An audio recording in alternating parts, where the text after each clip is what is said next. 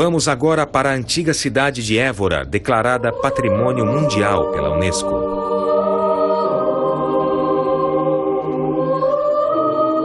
Um dos pontos históricos notáveis é a Catedral. A data da construção permanece incerta. Muitos acreditam que ela foi construída em 1204 em um local onde havia antes uma mesquita. Apesar de ter sido amplamente reformada e ampliada ao longo de sua existência, ainda é um dos mais belos exemplares da arquitetura gótica no sul de Portugal. A Catedral de Évora também é uma das maiores igrejas episcopais construídas durante o período medieval português. As muralhas e torres imponentes retratam a resistência e o tamanho da igreja fortaleza. A catedral e seu antigo vizinho, o Templo Romano, representam dois períodos históricos distintos. Também conhecido como Templo de Diana, ele foi construído 1000 anos antes de seu sósia moderno. Foi utilizado como local de execução durante a Inquisição. Foi também um matadouro até 1870. Nos arredores da cidade fica o convento de Santa Maria Scala Coeli, do século XVI. Scala Coeli significa escada para o céu. Pertencentes à ordem cartucha, os frades que moram no convento têm pouco ou nenhum contato com o mundo exterior.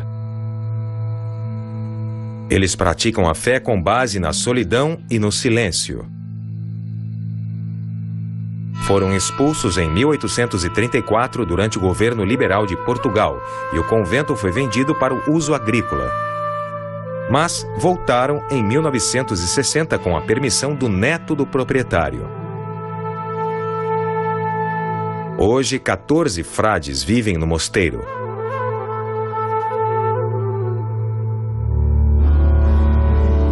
Mais para o nordeste, no alto de uma montanha na Serra d'Ossa, encontraremos a cidade de Évora Monte.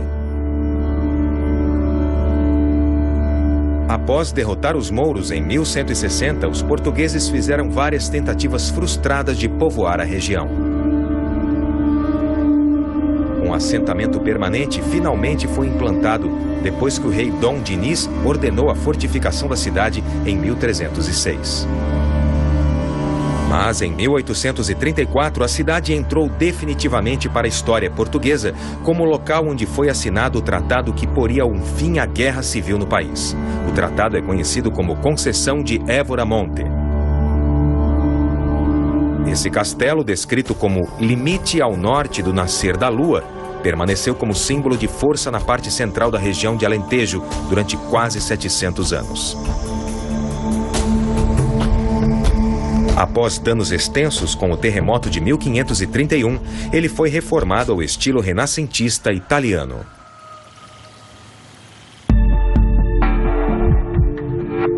Continuamos nossa viagem até as pedreiras que ficam perto de Vila Viçosa. O mármore rosa Portugal, extraído daqui, é encontrado na arquitetura urbana das cidades ao redor e em lugares mais distantes. A pedra é extraída da Anticlimal de Estremoz, uma formação geológica em formato elíptico com 40 quilômetros de extensão. A pedreira começou a ser criada há 500 milhões de anos, quando sedimentos e organismos da água rasa combinaram-se, formando uma camada espessa de pedra calcária.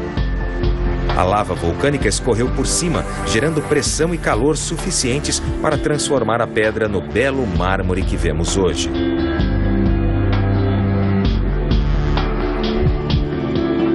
A pedra de Vila Viçosa é extraída desde a antiguidade. E o indício mais antigo de mármore originário dessa região é encontrado na lápide de um capitão cartaginês do ano de 370 a.C. Hoje, o mármore rosa Portugal é exportado para países no mundo todo.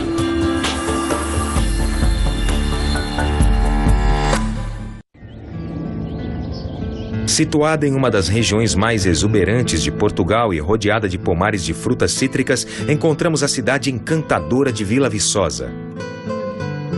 O nome significa Vale Fértil.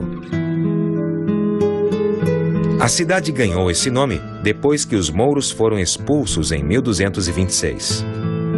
Com 160 pedreiras nas proximidades, os casarões, igrejas e ruas decoradas com mármore rosa são uma característica típica da região. O nome Bragança é sinônimo da aristocracia portuguesa. Jaime, o quarto duque e filho de Fernando II, ordenou a construção do Palácio Ducal em 1501. Ele se recusou a morar no castelo primitivo habitado anteriormente pela família Bragança por estar ligado à execução de seu pai. Jaime, cuja estátua enfeita a entrada, era geralmente considerado melancólico. Mais tarde, ele matou a esposa porque desconfiou que ela tivesse um amante.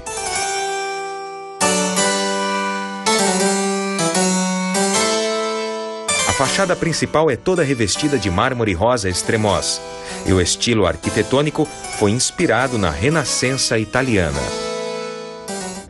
Nossa próxima parada é na majestosa cidade de Alandroal, situada no interior fértil de Portugal, perto da fronteira com a Espanha.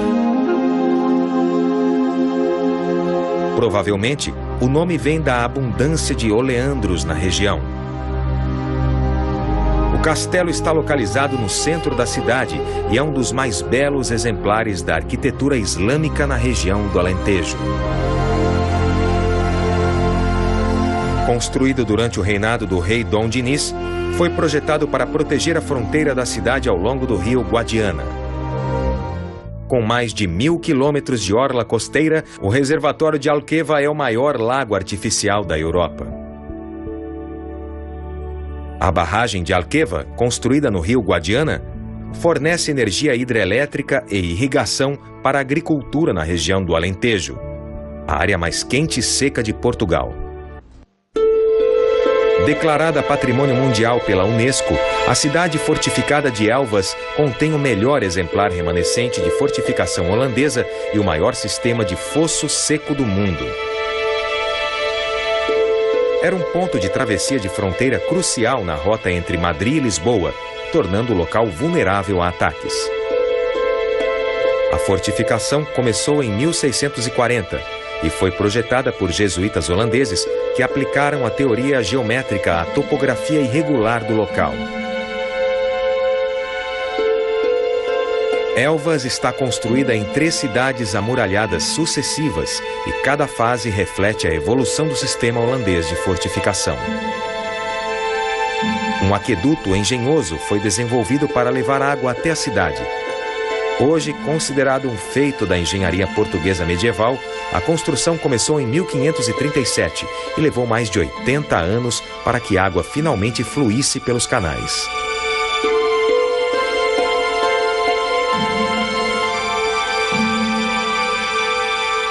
Com 843 arcos, o aqueduto possui 8,5 km de extensão e 31 metros de altura, fazendo deste o maior aqueduto da Península Ibérica.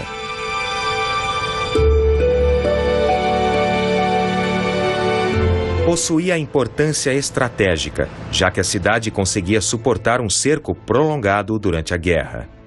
Pouco mais de 1 quilômetro ao norte fica o nosso destino final nessa viagem, o Forte de Nossa Senhora da Graça, sobre essa colina impressionante. É considerado uma obra-prima da arquitetura militar do século XVIII e se mostrou crucial para a vitória decisiva durante as guerras peninsulares.